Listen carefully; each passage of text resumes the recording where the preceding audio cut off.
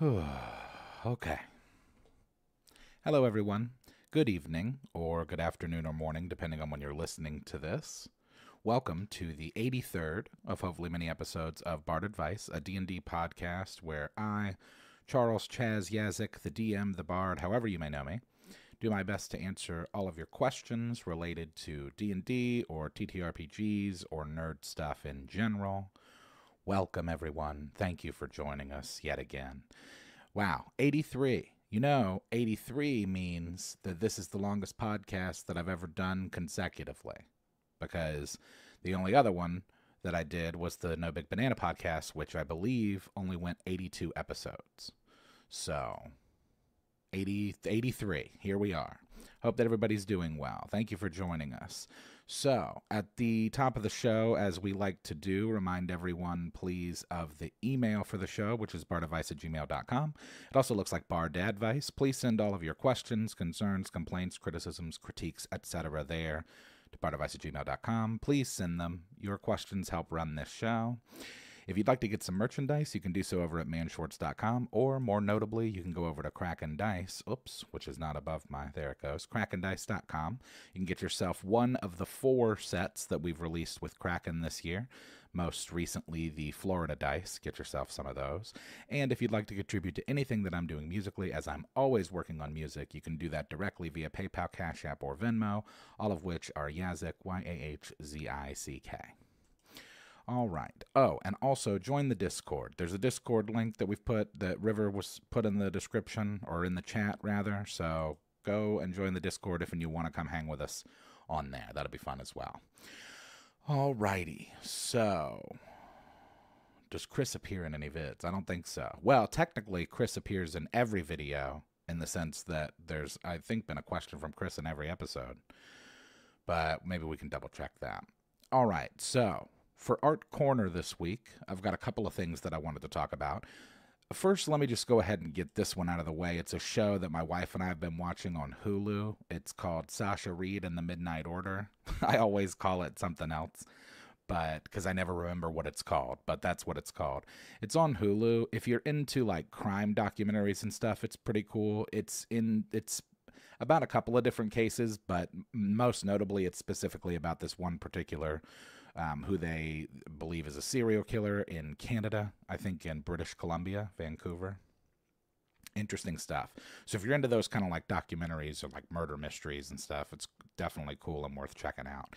The other thing that I'd like to talk about a little bit, which I'm a little more excited about, is what my friend Song and I have been doing this last week or two straight.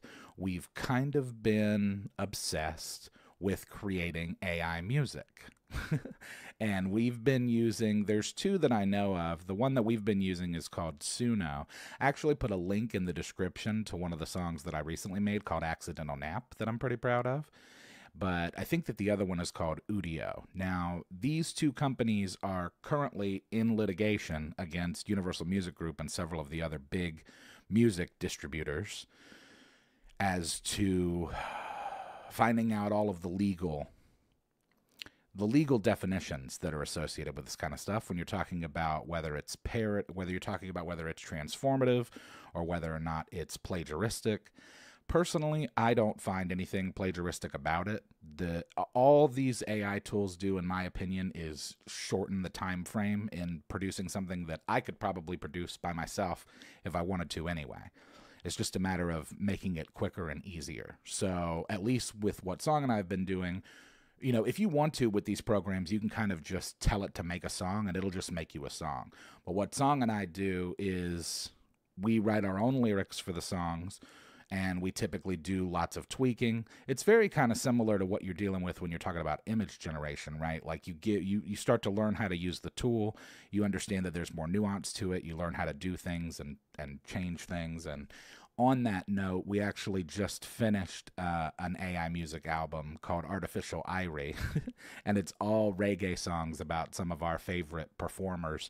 Most of them are like comedians or actors, but it was just really fun. It's just songs about them, and it's cool. So that'll be coming soon. But I would encourage anybody who has ever had any interest in that kind of stuff to check it out because it's real fun. And you might not be able to do it for much longer depending on how these legal proceedings unfold.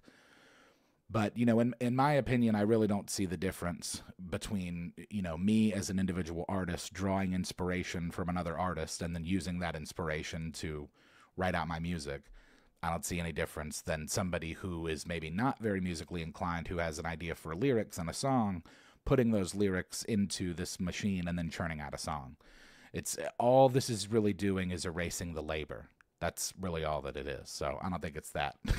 I don't think it's that big of an issue. But I highly recommend anybody checking out Suno if you're interested in making any of that stuff, because I've been having a whole heck of a lot of fun doing it. So, and I'm also making, human music, real music, as it were, all the time. So that's always constantly in development. But I would definitely check out Suno because it's neato. And anybody can use it. Okay, so we have this evening 6 questions, and then we'll do a little chat. So let's get into it. There's some stuff going on this week. So the first question of the evening is from Misty, and Misty asks, "Hello, Bard. First time writing in. It's recently been well, thank you for writing in, by the way. It's recently been discovered that the new Cartomancy spellcaster feature is pretty broken. Basically, it allows you to store a spell in a playing card. It works similarly to a ring of spell storing, but with the Cartomancy feature, you're only restricted by spell list and spell slot. This means that a high-level warlock, for example, could take a level in cleric or in wizard, or any class really, and have access to any spell on those classes' lists. Do you think this is broken? Thank you in advance, and thank you for all the content." Well, thank you, Misty, very much for the question. And again, I appreciate you writing in. If you're out there, if you're out there and you're listening and you've thought about sending in a question and you've never done it, give it a try. It's fun for everybody. It helps us keep the show going. So I read an article about this after I got the question and was looking into it. So it does seem a little broken, but not maybe in the conventional sense, right? Because I'm sure that there's somebody who knows the books really well that could accomplish this without this particular feature. So I don't know if it's broken in the sense of like allowing you to accomplish something that you never could before, because there's always the opportunity with homebrew rules and stuff to have some sort of a combination of items or features that would allow you to accomplish that. It does seem a little broken from a mechanical standpoint because it's one of those things that begs the question, why have classes at all? Like, one of the cool things about having everyone in a party of different characters is that everybody has like a specialization. And I don't remember if it was last week or a few weeks ago, we were talking about the cleric divine strike thing. And we were talking about how, it's kind of unfortunate that anybody can kind of use that or grab that without being an actual cleric. And, because that should be like a cleric thing. It sounds like a thing that should be a cleric thing. And being able to just cast any level spell from any class. Now, I will say it's not exactly how it was worded in the question, because that presupposes that you could just take a level and then once you know wizard spells, you can cast any of them. You are still restricted to what your actual character is able to do. So if you can't cast level 9 spells, you can't just grab a level in cleric and cast 9th level cleric spells. But if you have the capability as a caster to cast 9th level spells, you could do that. And I don't know, it just makes it feel like what's the purpose of specializing? For me, I think that if you're going to be able to do something like that, I think it should be exclusively a wizard thing, right? Like, they're the intelligence casters. They're the ones who are kind of known for being able to like learn new spells and interchange them. But with the updates to 5e D&D, it seems like, since almost every class but a handful of them has spell slots, then it seems a little silly. I think if you're going to do it, it should be for a very specific class, and I might even put prereqs on the actual feature. Hey, Wizards of the Coast, you okay over there? Like, I understand that your brand has taken some shots in the last couple of years, but like, what are you doing? You just throwing stuff at the wall? You just making GURPS with extra steps? That's what it's starting to sound like. All right, let me see what people are saying in chat. Not broken. They only have access to the spells on the spell list for that level. Isn't it based on level? It is based on level. And I guess that the fact that it's based on level is probably what keeps it from being like totally busted. But again, it just seems like a thing where it's like, hey, if we're going to be adding features where it's like, hey, you could do stuff that other classes can do. When you do, the more of that stuff that you do, the more, in my opinion, you kind of lessen the idea of the classes. Because it's like, well, shoot, I could just be like a bard and then take that feature, and then now I can cast cleric spells. It just seems weird, you know? It was Divine Smite Paladin. Okay, that's right. It's strong but doesn't seem to be broken. I can get behind a player wanting to play his Gambit. Yeah, sorry, it was a Paladin. I misspoke. I thought it was about clerics. Let's see. 17 levels in Bard to gain access to every Bard, Wizard, Druid, and Cleric spells. Then take 1 level in Ranger, Paladin, and Warlock. Hasbro's of the Coast. Yeah, definitely. Shots were self-inflicted, indeed. It diffuses the characters to generalized. Yeah, that's what I mean. Like, it waters things down. And yeah, I don't know. I would feel like if I were a wizard that could cast a particular level 9 spell, and like I was known for being able to cast that level 9 spell, and then the sorcerer comes along and is just like, oh, hey, so I picked up this feature, and it allows me to just take that, so now I can cast it too. That immediately makes my character, not just from an individual standpoint, less special, but also from a party composition standpoint, right? Like, one of the great things about having spellcasters is that you can kind of spread the spells throughout. So it's like this person can throw fireball and this person can knock. And if we're entering a world where anybody can do anything, then that waters down the idea of specialization. I've been talking about this since my album Attack of Opportunity 5 years ago, right? They're watering down the specialization such that it's like, well, where's my incentive to play a bard versus a wizard when there are so many of these features that allow me to just cross classes? Seems fine as long as you're doing it in good faith. Like most casters, it depends on how creative the player is with the spell. I said it before that WotC was wandering into GURPS territory. Yeah, I mean, that's what it feels like. Eventually, it turns into late game Skyrim where all your skill trees are maxed. What about scrolls? I actually don't know. I'm actually not confident on Raw when it comes to scrolls. But I suspect that you have to be able to cast the level spell to use the scroll. Also, scrolls are a bit different in the sense that they're one-time use.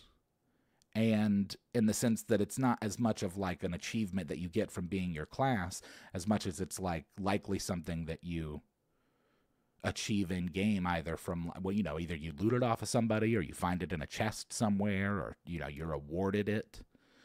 The feature is just kind of like, hey, we noticed that you're just bopping along in your spellcaster class. Allow us to just give you the opportunity to cast any spell that you can cast from another player's list in a card, and it doesn't cost a slot.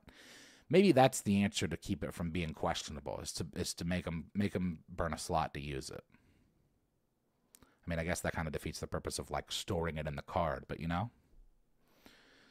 different classes need their own special flavor. If all can do it, the only difference is who has better luck with the die. Yeah, exactly. It's like if anybody can cast this spell, then why is it special? And why am I, as a player, this is the thing where they got rid of like the modifiers for species, where they took away the minuses. It's like, okay, like, well, then where's my incentive to do or not do when it comes to my choices? That's the thing. For me, it's always been about customization and about choice agency. And you don't really have, that seems to be getting further and further away. Doesn't explain really why the sorcerer is allowed a healing subclass and a wizard isn't. Why have no wizards ever thought to write down the steps to cast healing magic? Yeah. I don't know. So, yeah, I mean, I guess it's, to me, the way that I would change it so that I would feel better about it is that I would make it cost a spell slot. But I guess that does kind of defeat the purpose of it being stored in a card. Well, no, not entirely, I guess, depending on your class. I think mixing and matching spell lists is fine. It incentivizes the devs to make the actual class features more distinct and creative. That's a strong point, for sure. But they don't do that is the problem. You know what I mean? Like, it doesn't seem that they're doing that. Like, you take something like an Eldritch Knight, which is now just a path you take, right? Like, building out a fighter like that would have taken some real finagling with going through different books and finding different multiclasses that would even give you the ability to cast spells. And now it's just kind of like, no, yeah, you can do that. And for me, it's like, it kind of waters down the idea of somebody who's going to be a fighter who's there for the martial aspect of, you know, essentially being like the point guard of the team in combat. It's like, well, they might, if they're an Eldritch Knight, then they're effectively a caster. So, I don't know. It just doesn't feel right, you know? D&D used to be swords and sorcery a la LOTR. GURPS went into other genres. Now D&D wants to spread beyond swords and sorcery. Yeah, maybe.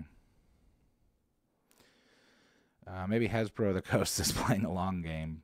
Break 5e so people want to buy a fixed 6. I mean, that wouldn't be the dumbest move in the world, considering how things have been going for them recently. Like, if they just brought out a broken game, and then that's almost how it worked with like 4e and 5e, right? Like 4e, we don't talk about 4e, right?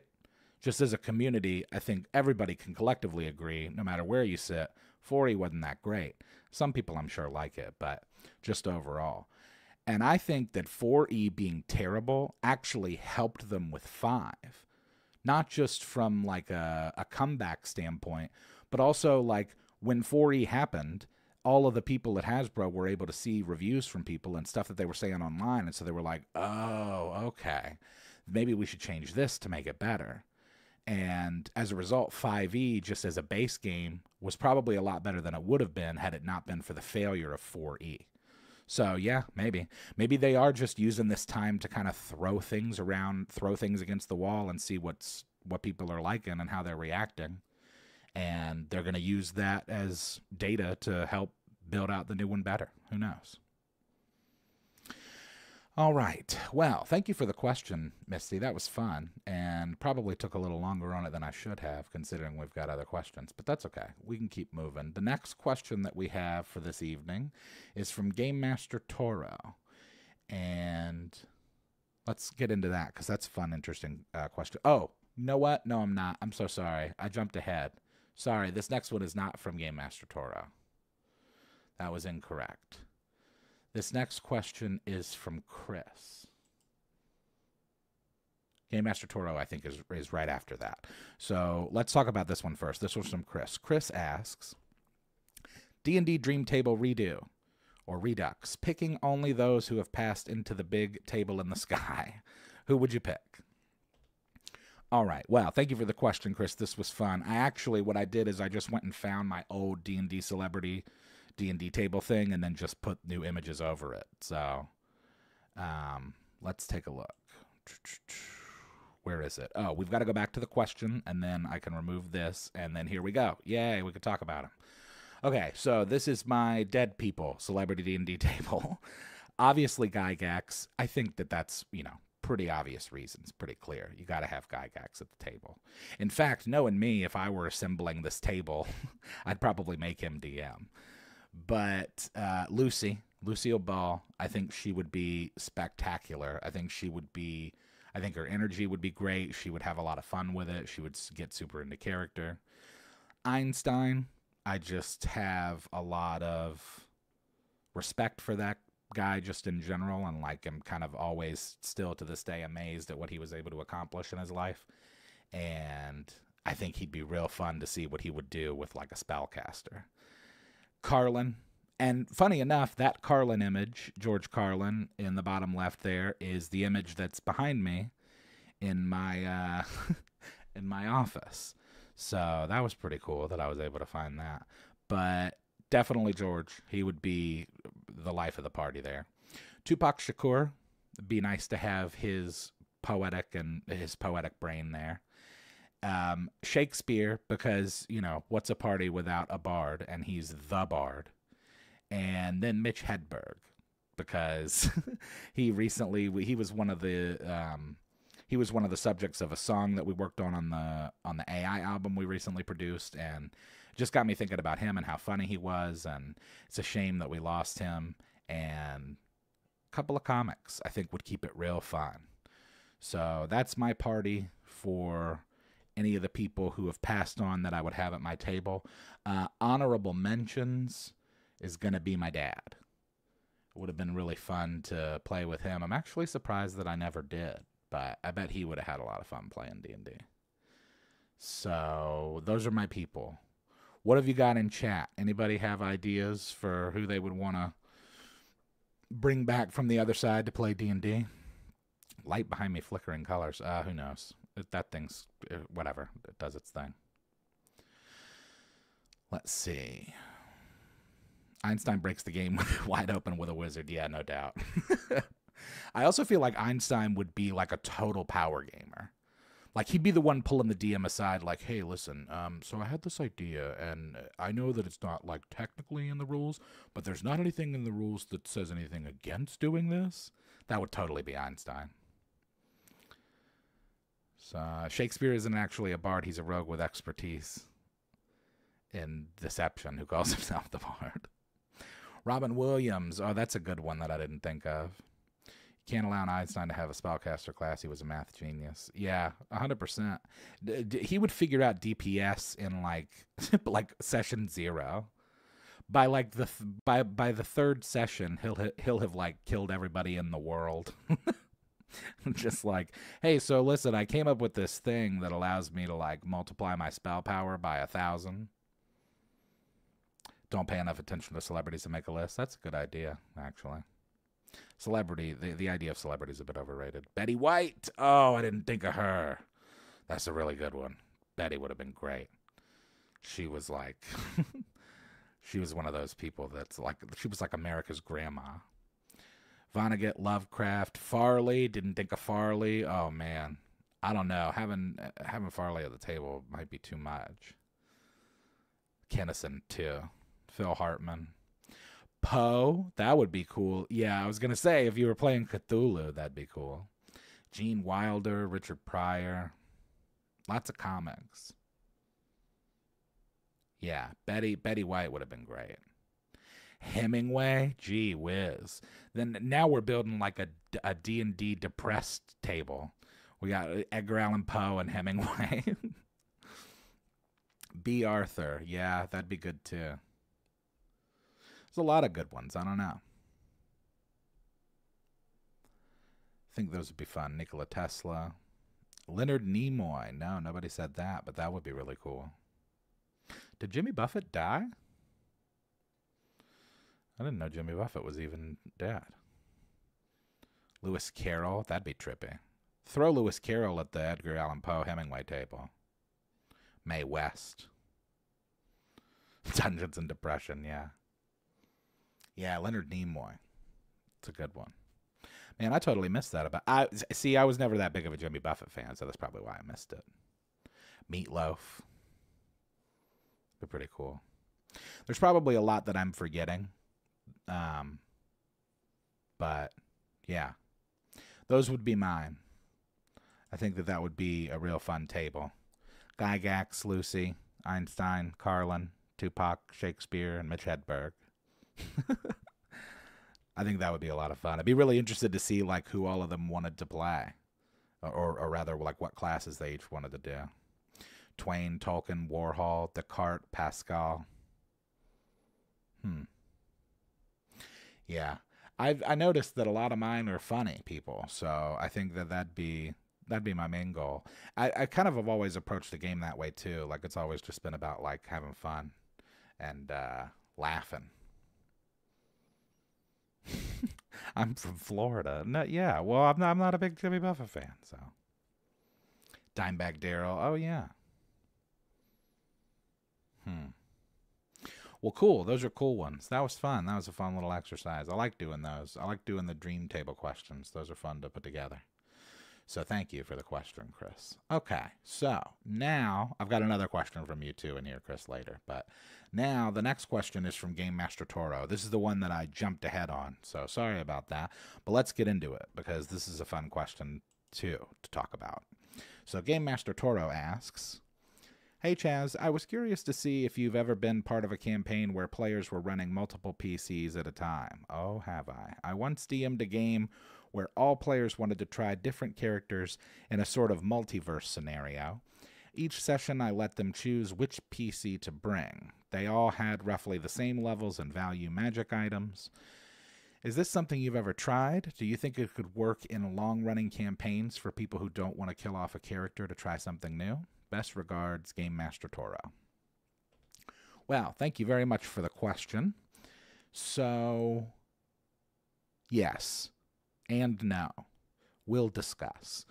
I've not ever played a game exactly like you described. It sounds way fun, and it sounds like something that I would jump at the opportunity to be a part of, just in the sense that I have in multiple campaigns, not only IRL, but on this channel, run multiple players, or rather run multiple characters as a player at a table. And I have also DM'd campaigns where there were people in the party that had multiple players or multiple played characters. Now, the one that I DM'd specifically, I don't think that every single person had a second character, but I think 3 of the 5 of them did. And that was actually kind of a pain, just in the sense that, you know, it's not these 5 players were working together. The 3 that had other characters were kind of working on their own. So a lot of those had to kind of be solo sessions. It wasn't like I could do like, okay, we'll do you 5 tonight and then you 3 in 2 days. It was like, I'll do you 5 tonight, and then between now and the next time we play with the 5, I've got to do little sit downs with each of these people individually to kind of bring their other character's story along. I've definitely run more playing campaigns. Yeah, I've definitely run those campaigns where players have more than one character. I think as long as everybody understands the rules about meta, you're good. I've definitely been a player in campaigns where I've run more than one character, but I've not done anything like you described specifically where you've got kind of a multiverse thing going on. That sounds way fun, because I have found myself over the course of campaigns sometimes getting bored with a character. You know, a lot of times I just end up putting myself into a situation where I've got to build a new character. So the idea of like, it's almost like a mini East March campaign. East March? West March? I don't remember which direction it is, but you know what I'm talking about? Where you've got like it's like a living story, but with different characters. And if you've got like the whole multiverse scenario, you know, multiverse stuff's real hot right now in media. So I think if you've got that kind of situation, that's really fun for more experienced players who, to your point, like maybe want to try something totally different and they have an idea for something and their character's just not built for it. And short of their character dying or them building a whole new one, they don't really get the opportunity to try that out. Whereas like this would be a thing where every session was like almost brand new. It would be a lot to keep track of. That's another thing. So I would say that if you were to do that, definitely have somebody that's designated to take notes.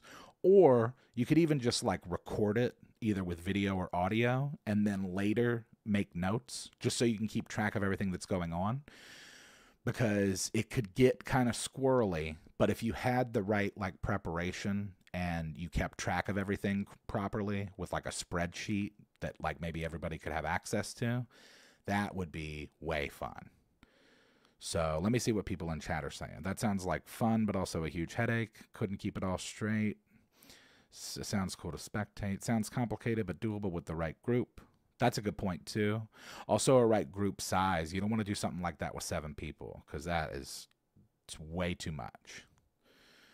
Forced them to do that in a dream sequence part of a module in my Dragonlance campaign last year. Oh, that's fun.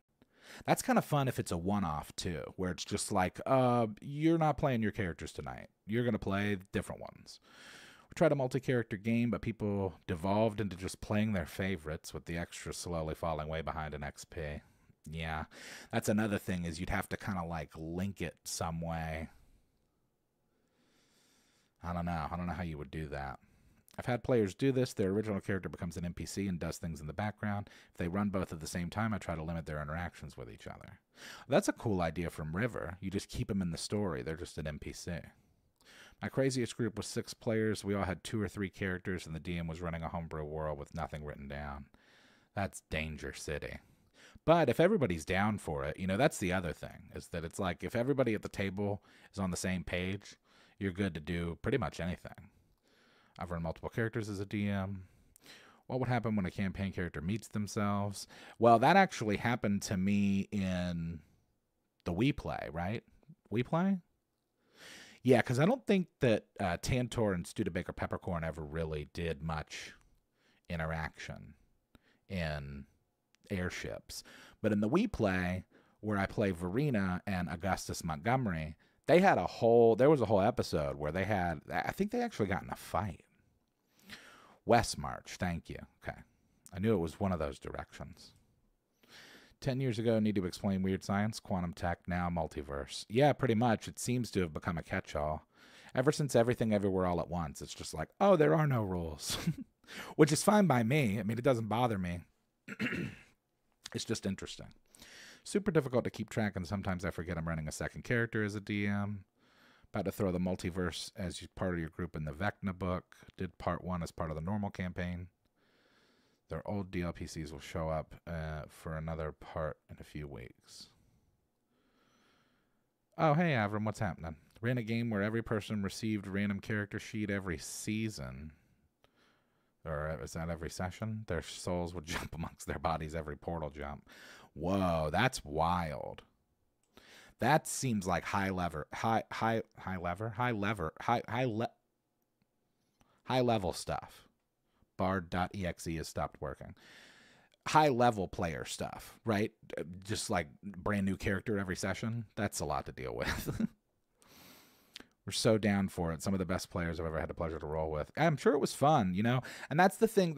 I think that's my biggest note of all of this, is that it's like, I think the great thing about D&D is that you really can do whatever you want to do. As long as everybody is cool with it. You know, we always talk about expectations and having a solid session 0 where there's good communication between people and expectations for what to expect.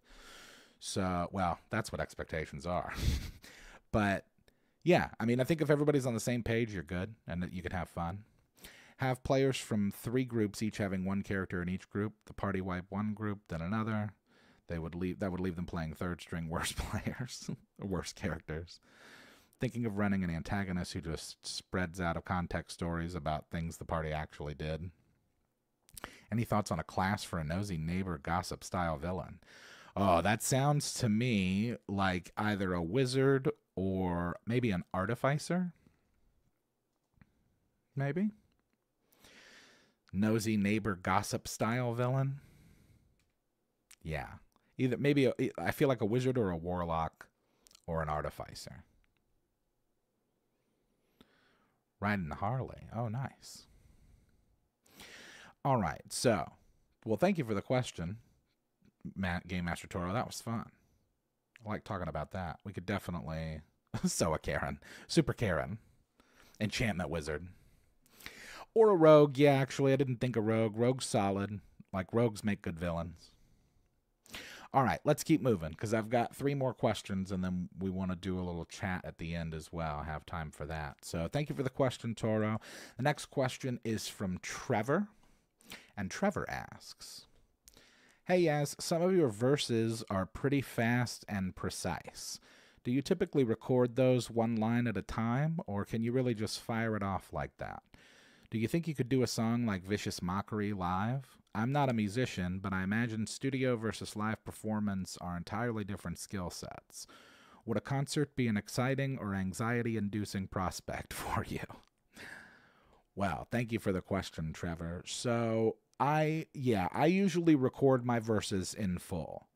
I don't know if I could do it in chunks, in splits, like line by line, or even like 4 by 4 bars. Part of the reason that I do that is because I want to make sure that the energy stays the same. So I am not much of like a positive energy kind of guy to begin with. So I kind of have to put on a little bit of an affront for that, in just in terms of like the performance in the recording.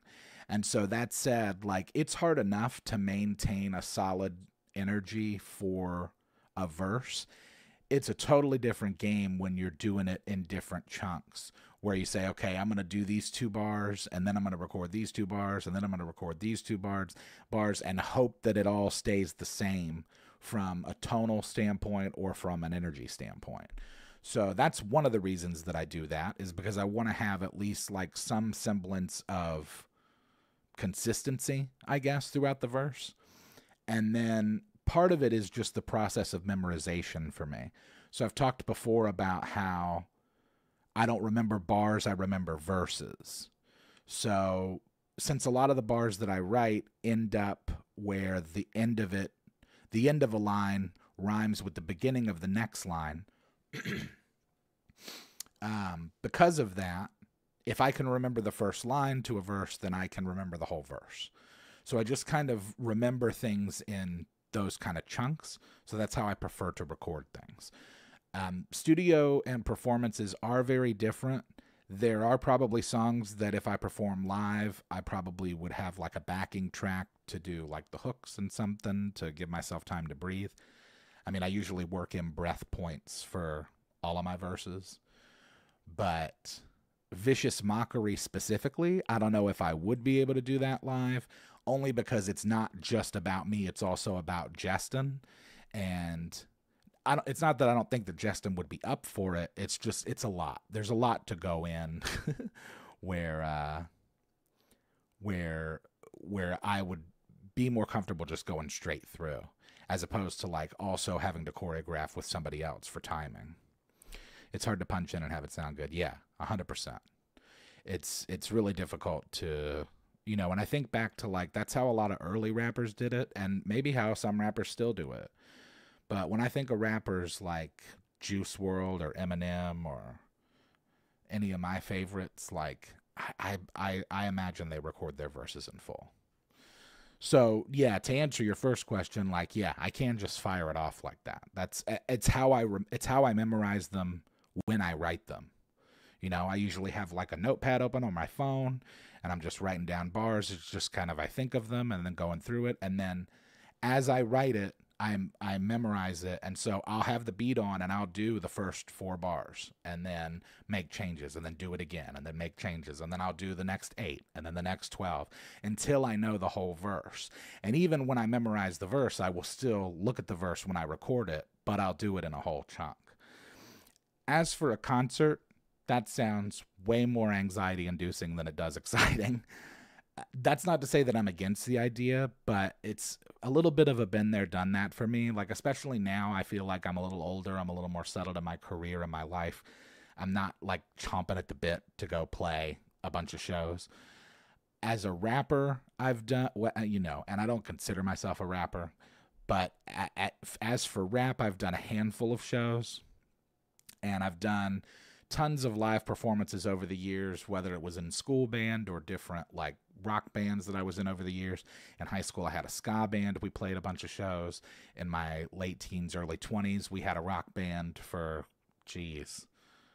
almost 4 or 5 years, I think, where we were playing shows all the time. So I don't know. I'm not big on live performance as far as doing it. And especially like these days with the reach of the internet, I'd much rather just do stuff from my house. So let me see what's going on. Not good with music, much less rap, all mystery to me. Oh, yeah. Well, I mean, honestly, it's just like anything else, I think. It's just a matter of like whether you spent time on it.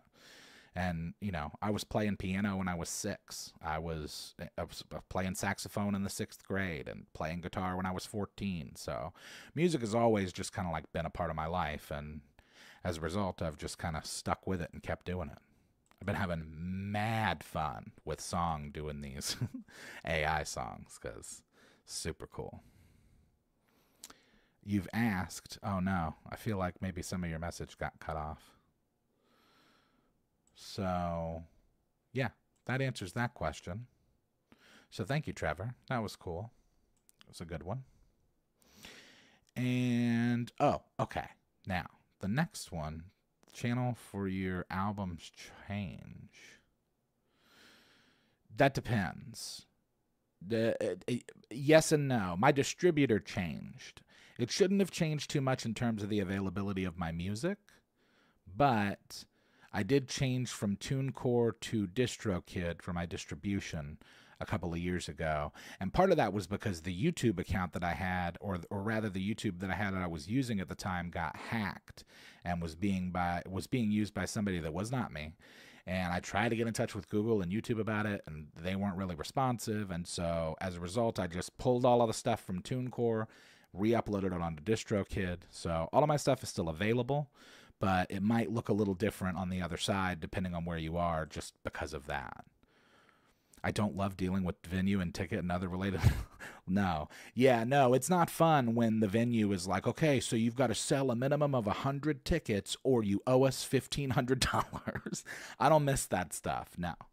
It's, and maybe it's different these days. I don't know. It has been probably 15, 20 years since I've like actively done live performance. But yeah, unless it's something that you really love and want to pursue, I'm not really that big on it. So. All right. The next question that we have for the evening, thank you, Trevor, that was fun. The next question is from Chris. Again, mention that we also have the Chris, the second Chris question. So Chris asks, yeah, this one. Recently, my girlfriend and I went out to dinner with a group of people we didn't know well. Several of us found a mutual interest of D&D/TTRPG and just went on nerding out. One fellow admitted to only being in the hobby for a year or so and latched on to me being the one who had played the longest in the group, using terms like veteran and old guard. This made me uncomfortable because he started speaking as if I was some authority on the hobby. I understand as someone new coming into the hobby, the info can be daunting and difficult to remember. But it still feels weird to be regarded with some honorific just because I've been playing longer than others. How do you feel about such terms and connotations that they can carry within the community? Well, thank you for the question, Chris. Chris, buddy, you just explained my entire career in this space. You know, when Justin and I originally conceived, and really I should say when Justin originally conceived the idea for the first D&D edition, Hipster Edition, it was a script that he just wrote and brought to me and was like, hey, look at this. You want to be the DM? And I was like, sure. And mind you, I've only at that time and still now, I've really only ever DM'd a handful of times. Over the years of, 300 plus episodes of these D&D sketches, I am primarily identified online as the DM. And that's a weird thing because I consider myself much more of a player first, both just from like how I personally feel and also my experience. I've played way more than I've DM'd. So I feel you. It's a weird thing. So I think overall it sounds like the guy was trying to pay you a compliment.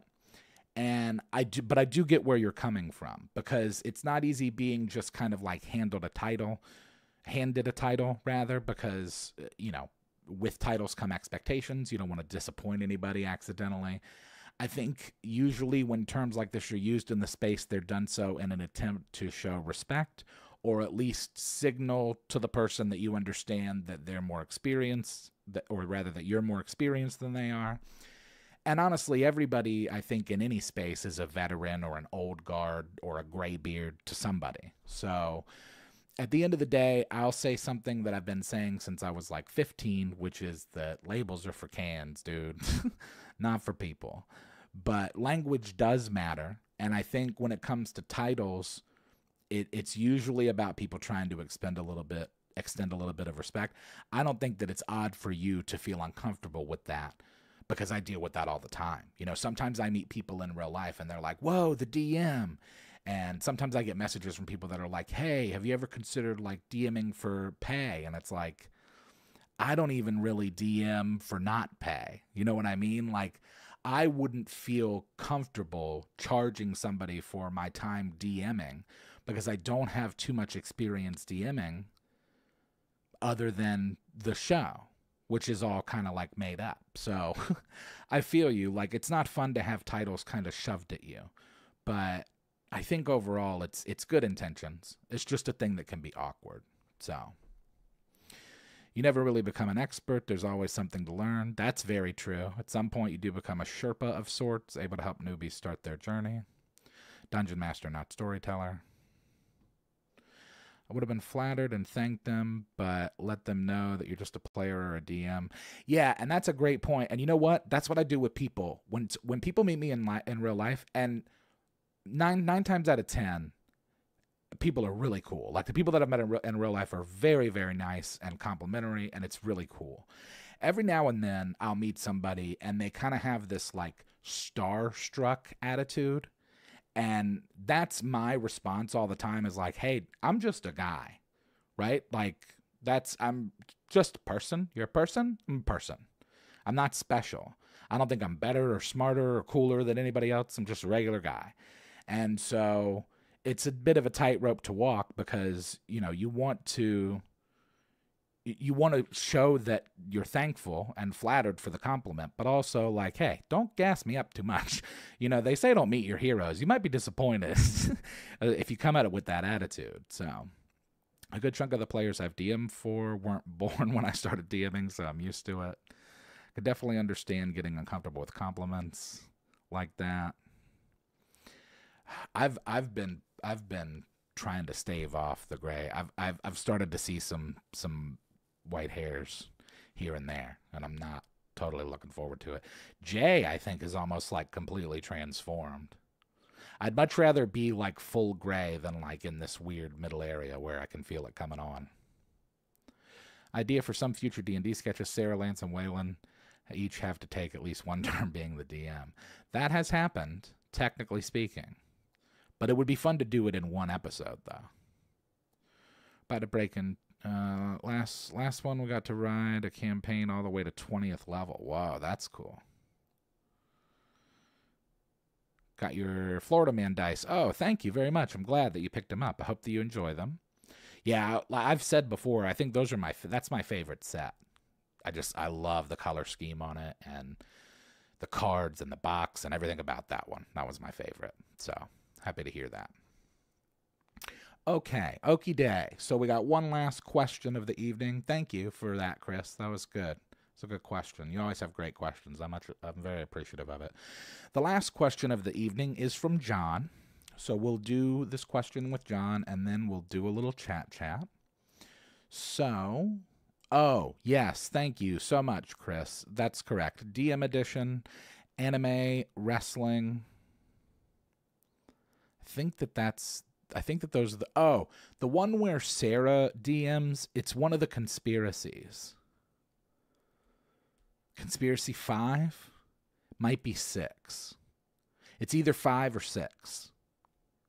I might have unlisted all of those. I think maybe I only unlisted the first one. At any rate, Sarah has DM'd before, and it was a conspiracy episode. That's right. And Rigsby, Waylon DM'd in anime, and then Jay DM'd in wrestling. So, oh yeah, doing a third DM therapy would be cool. That'd be pretty fun. We've never done fishing. That's a great, thank you for that, Kirk. We've been wondering about like what. See, now the trouble is getting to like what we haven't done as we're doing more episodes. And it's like, we're talking about camping. Fishing is great. And I'm going to do TikTok soon. We're not having one this weekend, but pretty soon TikTok edition's coming. And I'm real excited for that because I've got some funny ideas for that. Okay, so moving on, we'll do this last question and then we'll have a little chat. The last question is from John, and John asks, hey Chaz, sports question incoming. Yesterday, Team USA men's basketball came back from being down 17 to defeat Serbia in the Olympic semifinals, and we will now be facing France in the gold medal game. Seeing as how it was so close, do you think this means America is losing its global dominance in the sport? Also, still waiting on the sports video, but I know you're busy lately. Thanks, and have a good one. Yes, thank you, John, for the reminder. That is a thing that I need to make, but I feel like I'm always doing so many different things, I forget to do it. So thanks for the reminder. Indeed. So the times of American dominance over the world in basketball are probably coming to an end. And that is not exclusive to the Olympics, by the way. Players like Jokic and Wembanyama, these guys are already in the NBA. And they're already dominant in the NBA. Anybody that knows basketball knows that the league's been getting more and more global, specifically European, in terms of its player personnel. The best players in the league right now, and you could argue, but it's really like 3 or 4 guys. And it's Jokic, Luka Doncic, Giannis Antetokounmpo. There's an argument for Joel Embiid. All 4 of those guys are from not America, right? Jokic is from Serbia, Luka's from Slovenia, Giannis is Greek, and even Joel Embiid is from Cameroon. And so not only are some of the best players in the league right now from different countries than America, but every time one of those players comes out of their country and makes a name for themselves in the NBA, it paves the way for more guys, for the next 10, 20 guys to come out of that country. So the league's been very, very European last year. I think this last draft, the first 2 players drafted were French. So, yeah. And honestly, this is a trend that we've kind of seen for the last 10 or 15 years or so, getting more and more European. Like, I think about guys like Tony Parker. He's from France. Tony Parker's French, and man, his story's pretty insane, actually, just as a player. But, yeah, I think it's exciting. I'm happy to see more players from around the world competing. That Serbia game was Stress City. I was watching it on TikTok in my car, and those last, 3 or 4 minutes were a real freak out. I did not like it. But, in the end, we were saved by our 3 veteran, legendary players in Kevin Durant, Steph Curry, who went totally out of his mind crazy. I think he finished with 36. And LeBron James, who I think is the GOAT. He got a triple-double, which has only ever happened 3 other times in Olympic history. So that's pretty cool. And just another quick note on LeBron, who turns 40 in 4 months. He's 39 years old. He currently leads Team USA in points per game with 14.2, rebounds per game with 7, and assists per game at 8.2. Do you understand this? He's 39, and he leads the team in points, rebounds, and assists. And he's shooting over 67% from the field, which is just absolutely insane. I don't think that he's going to get the real flowers that he deserves or that he's earned until after he's gone. But wow, boy howdy. If you were watching that game, that's real history. And I feel confident that we can beat France. I'm not going to say that with certainty because, France made it to the gold medal too. So they're no slouches, and they've got Wemby. But I don't know. I'm hoping that France will be an easier opponent than Serbia because that was way, way too close for me. Way too close for comfort. History-themed editions. Renaissance, Tudor, Stone Age. That's cool. Same thing's happening in baseball. It's no longer America's game. Oh, that's right. Yeah, I don't really like baseball, but isn't that guy Ohtani, Japanese, been just breaking records all over the place? Olympics edition. Yeah, that's true. That'd be fun. Insurance edition. Do Americans still play baseball? Yeah, I'm sure that they do, but just like anything else, I think it's expanding. As far as seeing European and Asian, specifically Japanese leagues blowing it up lately, yeah, most definitely. And that's the thing with the NBA; it's so European. Obviously you get guys from all over, but I think Europe plays a little bit of a different style of basketball, and those kind of guys are bringing those skill sets to the NBA, and it's, it's been changing the game. The game's been changed for a while anyway, since Steph Curry happened. You know what I mean? Now everybody shoots threes. This is just kind of like a skill set that you're supposed to have. But then you have these guys like Jokic and Luka who can seemingly kind of do, well, Luka's maybe not the best example. Jokic is a better example of like a player who can kind of give you everything. He can play D, he can pass, he can shoot, he can catch rebounds. So the only true real American sport anymore is NASCAR. And hey, maybe not for long, right? Isn't like F1 super popular? That's like European drivers, yeah? Opposite Day edition would be an absolute nightmare, but it would probably lend itself to a lot of great jokes. Okay, well, now we're officially in chat, so let's chat. How's things going? How is everybody? Good things of the week? My good things of the week. We finished the Artificial Irie, the reggae album, the AI reggae album. That was real fun. Working on new stuff all the time. Working on my certification class. That was good stuff of this week. What's going on? What's everybody's good stuff? We're doing all right out there. Oh my God, it's been so hot. Are you kidding me? It's been 100 degrees the last like 2 or 3 days. Ever since that tropical storm or that I guess it was a Cat 1 when it hit came through. We barely got much of anything than that other than just some hard rain for a few days. But ever since that stuff passed through, it has been hot bananas outside. I do not like it. I was out there today and was just like, ugh. Oh, looks like people got some Bard go. I wonder if that was because I was talking about how hot it is in Florida. Maybe. Good thing of the week, just got our passport application sent in. Nice. Awesome weather in Kansas City. Well, that's good. Michigan UP weather's nice, I bet. Oh, yeah, this time of year? Yeah. Before it gets way cold. Working AC, food in my belly, and you can game. Life is good. Yeah, well, I'm a simple man. Just need air conditioning and food. And games. Super excited. My monthly game got rescheduled because you're going to an AEW taping. Oh, that's way fun. Jay goes to those kind of things all the time. Recent rains here are the first break in heat we've had in months. Survived the week. A lot of work, little sleep in the heat. I'm happy for the weekend. Most definitely. Good thing for the week, dog sitting. Adorable puppers. Oh, super fun. Completely earned serotonin overload. Oh, man, puppies are the best. They just said there's this guy at the front of our neighborhood, though, who had his puppies coming out and just like running in the road, chasing after ducks. And it's like, hey, man, get your dogs. Like, obviously, I'm not going to hit them, but could have put them on a leash or something, dude. Charcuterie party. Oh, that sounds fun. Installed curtain tracks in a brand new school. Helping a good friend roof his house this weekend. That's really cool. That's nice of you. 118. That is so wild.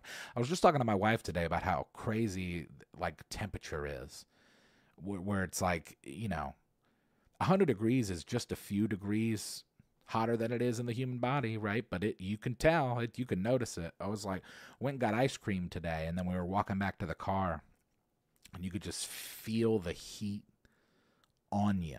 Like a blanket, It's, that's what they say. It's not the heat, it's the humidity. But I don't know. I think it's both. It's just so crazy.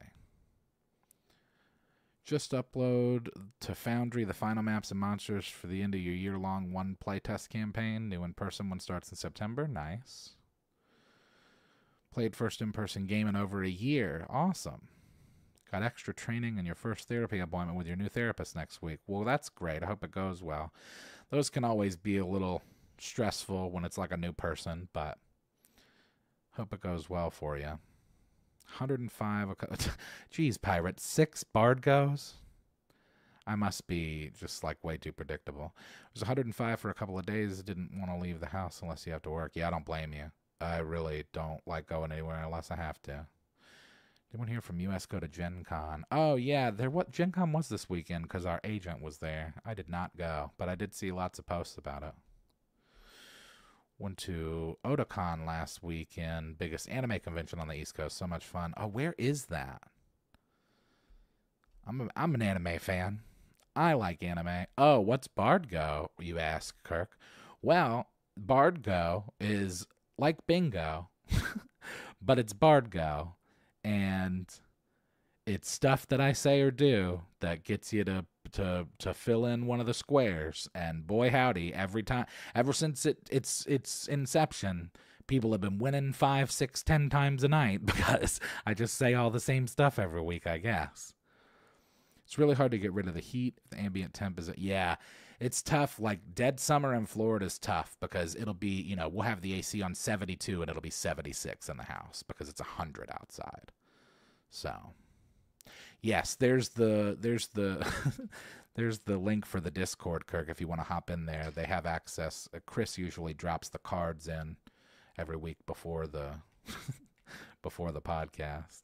Predictable like comfort food. Well, that's very kind. That's a nice thing to say. It's a good way to look at it, I guess. A blackout this week. Whoa. Oh, no, you got a blackout last week. This week, not so much. Well, hey, maybe I'm switching it up. Maybe I'm trying to keep people on their toes. Not be so predictable all the time. Didn't have any Bard goes away until chat. That's a good stretch. Oh, that actually is a good stretch. That makes me feel better. Thanks, cats. Can always suggest new cards. Oh, yeah, that's a good point. Feel free to do that. Not predictable, reliable. I like that a lot. Actually might make that the name of the episode. Not predictable, reliable. Because that's the thing, too, I found about doing this pod is that it's just, it's like an old friend at this point. We've been doing it so long. 83 episodes. So hopping in here is just, I'm more comfortable with it every week. So finally beat the Elden Ring DLC. Nice.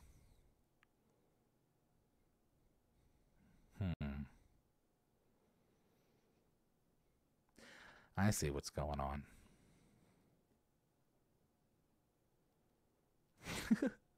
No car issues this week. There's nothing on the docket for that.